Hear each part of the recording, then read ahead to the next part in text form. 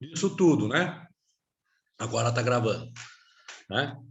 Então, eu tendo a área chapeável, é interessante que eu a use, né? E um dos primeiros pesquisadores, né, que foram estudar essa área chapeável, né, foi esse cara aqui, o Pendleton, né? O que o Pendleton fez? Ele dividiu a área chapeável na maxila, na mandíbula, em zonas, né? E estudou aquilo de forma que tem áreas ou tem zonas que eu posso fazer mais força, que o osso que está ali embaixo se comporta bem. E tem outros que eu devo não fazer tanta força ou não fazer força, porque eu posso causar sofrimento no paciente. Então, ele dividiu tanto a maxila como a mandíbula em 5 zonas, que são as chamadas zonas de Pendleton. Né? A maxila primeiro, vamos pensar primeiro na maxila, tá? No superior. Ele chamou zona principal de suporte, zona secundária de suporte, zona do selamento periférico, zona do selamento posterior, zonas de alívio. 5 zonas. Tá? Então, o que acontece?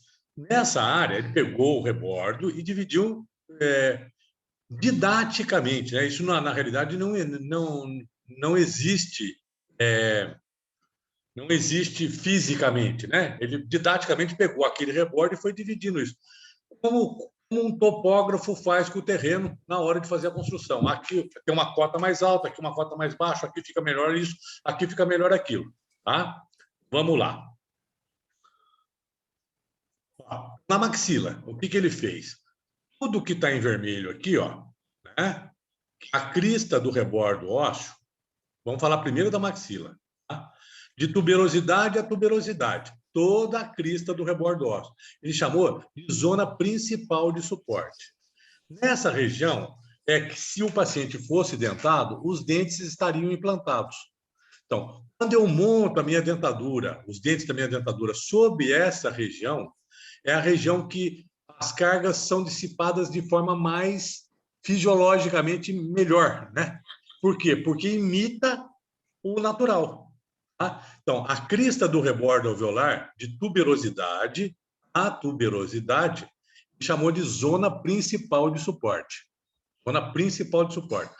E o que quer dizer a zona principal de suporte? É a área que dissipa de maneira melhor as cargas transferidas durante a mastigação. Bom, por analogia, o que ele fez? A vertente vestibular do rebordo, a vertente vestibular e a vertente palatina do rebordo, ele chamou de zona secundária de suporte. Então, eu tenho o rebordo. A vertente vestibular, né, e a vertente palatina, ele chamou de zona secundária de suporte. A crista do rebordo de zona principal do suporte. Aqui ele fez uma analogia bastante importante, né? A dentadura cavalga isso aí, a dentadura veste isso. Quando a dentadura veste isso, ele fez a analogia como se fosse um cavaleiro sentado no dorso do animal. Né? O cara senta em cima do cavalo. Aonde que ele solta todo o peso dele? No dorso do animal. Né? Mas a perna do cavaleiro vem para a vertente vestibular, vem para a vertente lingual, para dar equilíbrio a ele. Né? Por exemplo, se o cara está sentado em cima do cavalo, alguém bate no cavalo e faz o cavalo arrancar, né? A tendência de quem está sentado é ser deslocado para trás. Nessa hora, o que o cavaleiro faz? Ele fecha a perna sobre a barriga do cavalo. A vertente vestibular, a vertente lingual, ele chamou de zona secundária de suporte. Ajuda a estabilizar a nossa dentadura. Então, zona principal de suporte está em vermelho. A zona secundária de suporte é toda a vertente aqui, ó, palatina, e toda a vertente vestibular. Né? Vai dar essa estabilidade. Ele chamou de zona secundária de suporte. Bom, aí ele foi lá na região de fundo de saco, né? O limite da prótese, né? O fornix aqui, ó. Essa linha preta que passa aqui, o limite, né? Onde termina o tecido duro e começa o tecido mole, é o limite, é o fundo de saco, literalmente. E falou, ó, se eu fizer uma pequena compressão nessa região aqui, ó, se eu apertar isso aqui, quando eu colocar o ar que está aqui dentro, escapa. Quem já viu alguém colocar uma dentadura, faz aquele barulhinho característico, né? Por quê? Por causa do selamento periférico. O ar escapa e a prótese adere naquele lugar, impedindo que o ar entre ali. Tá? E isso ele chamou zona do selamento periférico. Por que periférico? Porque vai pela vertente vestibular na região de fundo de saco de tuberosidade a tuberosidade. E chamou também, né? Continua pintadinho de preto, mas daí na região posterior, né, de uma tuberosidade à outra, no limite palato duro, palato mole. Daí aqui ele chamou de zona de selamento posterior. Então vamos repetir. Em vermelho, zona principal de suporte. A vertente vestibular é a vertente lingual, zona secundária de suporte. Na região, né, de tuberosidade a tuberosidade por toda vestibular, ele chamou de zona do selamento periférico. O mesmo selamento na região posterior, no limite palato duro, palato mole, ele chamou de zona do selamento posterior. 4 zonas. Tá? E tem uma partezinha aqui, ó, pintada em verde. Né? Nessa região anterior aqui, se o paciente for dentado, né, no caso de vocês, se vocês colocarem a língua entre os incisivos centrais, você sente um acidente anatômico aqui, ó. É a papila incisiva. No lugar da papila incisiva, abaixo dela, tem um forame palatino anterior. No forame palatino anterior, emergem, né, artérias, veias e leite nervoso. Nessa região aqui, ó, se eu comprimir isso aqui, eu vou apertar nervo. Se eu aperto o nervo, pode doer. Vou apertar a artéria. Se eu apertar uma artéria, eu posso causar isquemia, que vai provocar mais reabsorção óssea. Então, essa área de emergência de vasos e nervos, ele chamou de zona de alívio. São as 5 zonas de Pendleton para maxila. Zona do principal de suporte, zona secundária de suporte, zona do selamento periférico, zona do selamento posterior e zona de alívio. Alguma dúvida em relação ao que o Pendleton falou? E partindo desse pressuposto dele, fala assim, olha, aqui eu posso fazer mais carga, aqui eu devo fazer menos carga. Então, no projeto da minha dentadura, sabedor disso, eu consigo um resultado mais adequado, né? Mais agradável para o meu paciente. Beleza? Beleza. Tem alguma dúvida? Dando para ir? Prof, pode mostrar, por favor, de novo a zona de selamento? Ó, zona de selamento periférico, é esse risco preto que está aqui, ó. Ele pega toda a vestibular e vem toda a região de fora a fora, margeando aqui a região do fundo de saco. Nesse lugar, a gente comprime um pouquinho mais a prótese. Chama zona do selamento periférico. E esse mesmo selamento, aqui atrás, no limite palato duro, palato mole, eu chamo de zona de selamento posterior, né? Que é lá atrás. Mas, na realidade, a tendência do selamento, tanto periférico como posterior, é vedar a prótese na hora de entrar. É a que faz aquele barulhinho que a prótese faz na hora de entrar, de escapar o ar. Beleza? Beleza, obrigada. Nada. Tá? Bom, mas na anatomia, vocês estudaram, né, a fisiologia da reabsorção óssea. Como é que ocorre a reabsorção óssea na maxila? Opa, aqui não, volta lá. Para aí. Como é que ocorre a reabsorção óssea na maxila? Vamos desenhar uma maxila aqui, num corte aqui, ó, a vestibular, a crista do rebordo e o palato, né? Eu estou olhando isso aqui num corte. Então, aqui é vestibular, aqui é a crista do rebordo e aqui é o palato. Como é que ocorre a reabsorção óssea na maxila? Muito mais às custas da vertente vestibular do meu arco, né? Eu perco em espessura e não perco tanto em altura. Então, a maxila, ela perde espessura, ela não perde tanta altura. Por isso que as dentaduras param mais fácil. Bom, eu falei para você que se o paciente fosse dentado, ó, o mesmo desenho aqui, né? Ó, região de fundo de saco. Tá. Se o paciente fosse dentado, ele tinha um incisivo saindo daqui, né? A raizinha do incisivo está lá dentro do osso, ó. Se fosse dentado. Tá? E a minha papila incisiva está aqui, ó. Minha papila incisiva está aqui. Entre as mesiais dos incisivos. Eu consigo sentir com a língua, ó. Todo mundo consegue. Só que, na medida que essa reabsorção vai andando, né, ela vai acontecendo, a vertente vestibular vai adelgaçando, vai diminuindo. O forame não sai do lugar. Né? Então, vou mudar de cor aqui para vocês entenderem melhor. Ó. Né? Vou pôr em vermelho aqui agora. Na medida que a reabsorção começa a acontecer, a papila continua aqui. Eu perdi o dente, a reabsorção vai andando, ó, vai vindo para cá, vai vindo para cá. Tá? O que era atrás, na vertente palatina, agora ficou na crista do rebordo. Tá? Então, o posicionamento da papila vai mudando com o passar do tempo. Se eu tivesse mais osso aqui, isso estaria por palatino. Na medida que o rebordo vai reabsorvendo, o forame fica no mesmo lugar, a posição relativa dele vai mudando, vai anteriorizando. E se está na crista do rebordo alveolar, ele está na zona principal de suporte. Se está na zona principal de suporte, quando eu colocar o dente, eu vou apertar aquele lugar. Então, nesse lugar, eu tenho que arrumar um jeito de fazer um alívio. Por isso, Pendleton chamou isso de zonas de alívio. Tá? Emergência de vasos e nervos e alguns acidentes anatômicos. Por exemplo, toros. Quando o paciente tem um toros grandão aqui também, ó, né? Toros mandibular, também é uma área de alívio. Bom, falei da classificação de Kennedy para a maxila. Para a maxila. Agora, para a mandíbula, Pendleton também fez a mesma coisa.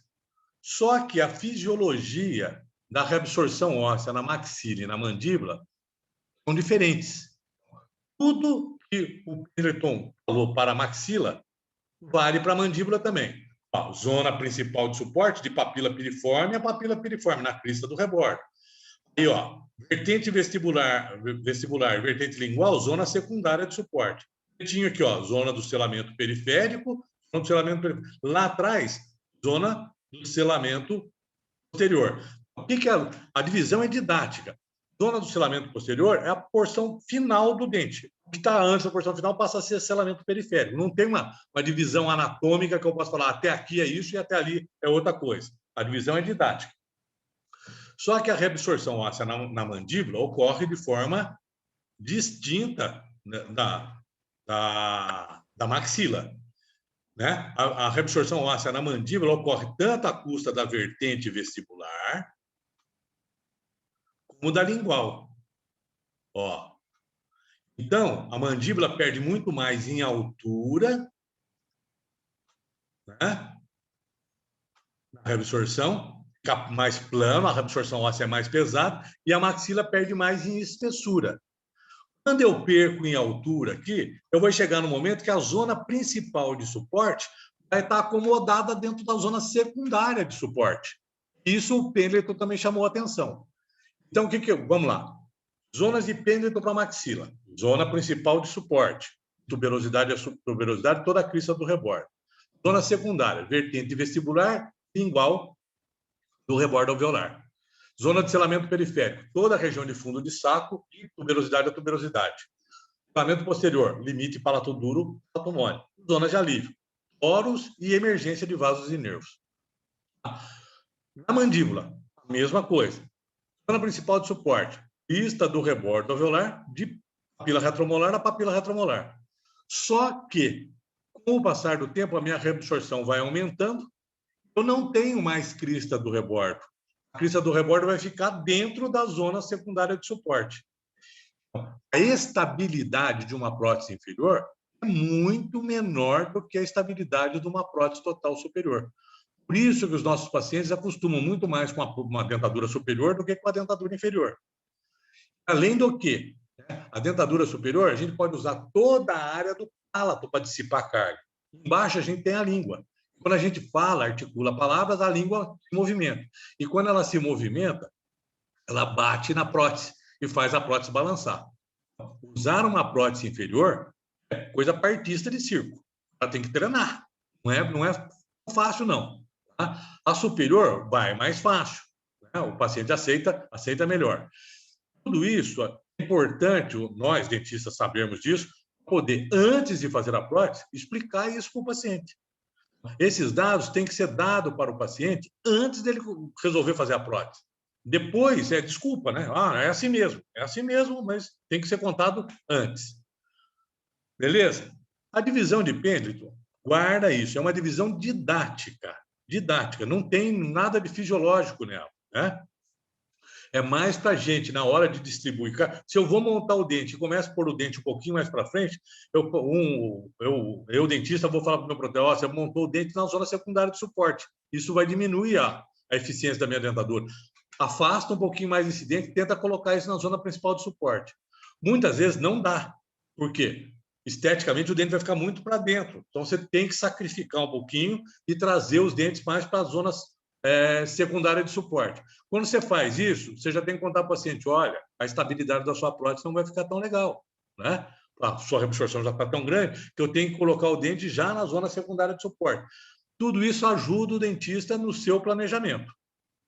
Beleza? Vamos lá, então. Né? E daí vem, né? Ó, eu tenho um paciente usando uma dentadura superior, uma dentadura inferior, tudo belezinha. Né? Aqui está pronto. Mas daí vem a pergunta, como para a dentadura? Como que as dentaduras ficam paradas, estabilizadas na boca do meu paciente? Bom, nós vamos ver no final da aula que dentadura fala por causa do filme de saliva. Né? Quando eu ponho a dentadura, fica uma camada de saliva entre a base da prótese e a fibromucosa. E isso ajuda a dentadura a ficar parada no lugar. Né? Então, eu gosto muito de brincar quando eu dou essa aula, né? Eu brinco com os futuros dentistas que são vocês. Né? Dentadura é uma coisa que para com cuspe, né? Com saliva. Agora, você acha que uma coisa que para com cuspe é uma coisa boa? Não, não pode ser, né? É muito ruim. Agora, para quem já perdeu tudo, sem dúvida nenhuma, é um ganho. É um ganho. Mas quando a gente vai conversar com o paciente que vai ser usuário de uma prótese total, sabedor disso, você tem que contar para o cara que a dentadura não para. A dentadura não é uma coisa, mas a dona Maria come torresminho. A dona Maria come torresminho porque ela está super adaptada com a dentadura dela. Nem todo mundo consegue isso. Então, o fato de uma pessoa conseguir, não quer dizer que a outra vai conseguir. E, às vezes, casos clínicos em que clinicamente, o caso é até mais favorável, o paciente não consegue, porque tem fatores outros, psicológicos, né? Que vai levar ele a se adaptar ou não a essa prótese. Vamos lá. Em meios físicos, a gente vai estudar agora os meios físicos que fazem a nossa dentadura, né? Meios físicos de retenção das nossas próteses totais. Aí eu costumo perguntar, por que o avião voa? Você fala, o avião voa, a dentadura serve para mastigar, beleza. Então, serve. E é uma coisa do domínio comum. Qualquer pessoa fala, o avião voa. Eu não estou perguntando se o avião voa. O avião voa. Ponto. Agora, por que o avião voa? Porque tem uma concepção física na asa do avião que vai fazer o efeito asa, que vai fazer o ar de baixo empurrar o avião para cima durante o seu deslocamento. Então, é uma coisa que foi estudada. A engenharia desenvolveu uma técnica para fazer o avião voar. O avião não voa porque voa. Então já tinha nascido voando, não teria sido inventado, né? Mesma coisa que a dentadura. Ele não nasce de dentadura, a dentadura foi inventada. Tá? Tem alguns conceitos que a gente precisa lembrar lá da física. Coesão, adesão, tensão superficial, pressão atmosférica e gravidade. Tá? 2, 4, 5 conceitos de física. Pessoal, nós, dentistas, o pessoal da área de biológica, não gosta muito de matemática e de física. Tá? O conceito que eu vou dar aqui para vocês é o conceito já digerido. Não vou ficar discutindo fisicamente forças de atração entre moléculas. Não é isso. Agora, coesão é uma força de atração entre moléculas. Então, bem, lembra da atomística? O overlap, tem os elétrons que ficam rodando na última camada, KLM. Então, tudo aquilo eu sei que existe, mas eu não venho agora. Eu quero o lado prático da coisa. Tá? O que é uma força de coesão? Vamos pensar o seguinte, um copo de vidro. Eu ponho o copo de vidro em cima da mesa, de manhã, saio, faço meu dia inteiro. Quando eu volto à tarde, o copo está sobre a mesa. Se não ventou, se não caiu, está lá. Tá? Da mesma forma que ele fez. Por quê? Porque as moléculas do vidro estão coesas de tal forma, tem uma força de atração, que ela se mantém naquela forma. Coesão é força de atração entre moléculas de um mesmo corpo, copo. Beleza? E o copo, as moléculas de vidro estão aderidas uma na outra de tal forma Se eu colocar aqui e deixar, ele vai ficar copo. Beleza. Agora, se eu derrubar o copo da mesa, tá? A hora que bate no chão, o impacto disso rompe essa força de coesão. O vidro quebra. Tá? Se eu tiver uma carga que faça romper a força de coesão, eu tenho a fratura daquele objeto que eu tenho, seja copo. Vamos voltar para a nossa dentadura. Tem uma dentadura. As moléculas de acrílico, de resina acrílica de uma dentadura, coesas entre si, formam aquele formato de dentadura que eu obtive para aquele paciente. É uma dentadura. Se eu tirar a dentadura e botar em cima da mesa, eu voltar atrás da dentadura, entra na boca, não tem problema. Agora, se eu derrubar a dentadura pode se fraturar. Se a carga que ela recebeu no tombo for maior do que a força de coesão dela. A força de coesão da atração do acrílico. Então, coesão é força de atração entre moléculas num dado corpo. Beleza? Beleza. Tem um outro fenômeno, adesão. Adesão é força de atração entre moléculas entre corpos distintos. Dois corpos. Quanto mais próximo um corpo tiver do outro, maior vai ser a força de adesão. Vamos lá. Se eu pego dois copos agora, coloco um copo em cima do outro, todo mundo já passou por essa experiência. Tem hora que o copo gruda um no outro, que eu tenho que fazer uma puta força para separar um, às vezes até quebra. Tá? Por quê? A força de atração, de adesão, né, entre a molécula de um vidro de um copo e a molécula de vidro de outro copo se faz. Então, eu crio uma força de adesão. Tá? Então, fica difícil de separar. Né? Então, o que é adesão? Força de atração entre moléculas de corpos distintos. Ah, legal. Então, por que é importante eu entender a adesão? Por que eu tenho que moldar o meu paciente da melhor maneira possível e obter um modelo cópia fiel da boca dele, para poder prensar a minha dentadura em cima? Quando eu estou vestindo a dentadura, o paciente está vestindo a dentadura, quanto mais fiel for a cópia um do outro, mais próximo o acrílico da dentadura vai estar da fibromucosa. Quanto mais próximo ele tiver, maior é a força de adesão da dentadura à fibromucosa. Mais retenção vai ter essa dentadura. Então, isso é importante. Né? Se a queixa principal do paciente que usa a dentadura deslocar, tá? Então, o que é força de coesão? Atração, coesão. Atração entre moléculas do mesmo corpo. Eu preciso ter uma dentadura estável. Né? Adesão, força de atração entre moléculas. Eu preciso ter a base da dentadura muito próxima da fibromucosa, tá? Para ela poder parar. Tensão superficial. O que é tensão superficial? É a força de adesão entre moléculas na superfície de líquidos. Na superfície de líquidos. Você conhece algum líquido que não molha? Alguém conhece? Se eu pegar um copo d'água e jogar no assim, né? Pegar uma... Tá? Vai molhar você. Então, a reação de quem faz esse movimento é sempre fugir daquilo para não ser molhado. Agora, existe algum líquido que não molha? Alguém sabe ou não?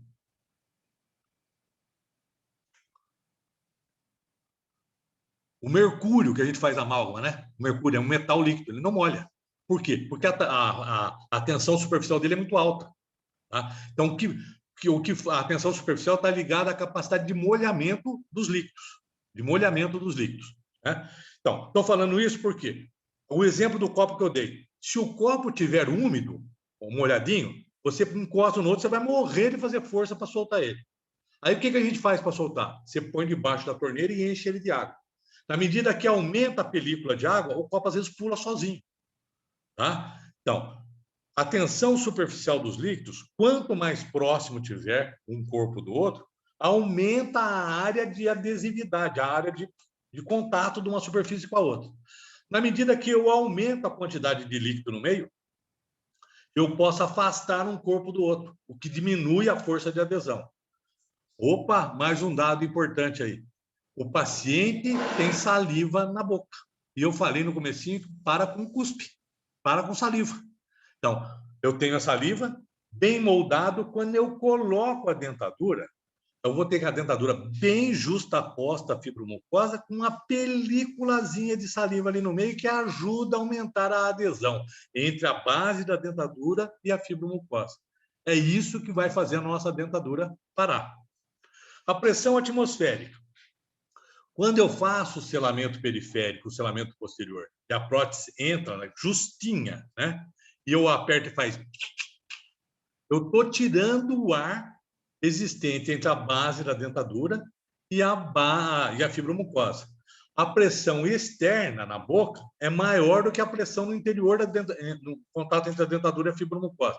Então, o ar empurra aquela prótese contra a fibromucosa, facilitando, assim, né, a adaptação dele. E durante alguns anos, inclusive está em cor diferente aqui, né, a gravidade. O que eu pensou? Se eu usasse uma prótese inferior pesada, né, era mais fácil ela parar no lugar.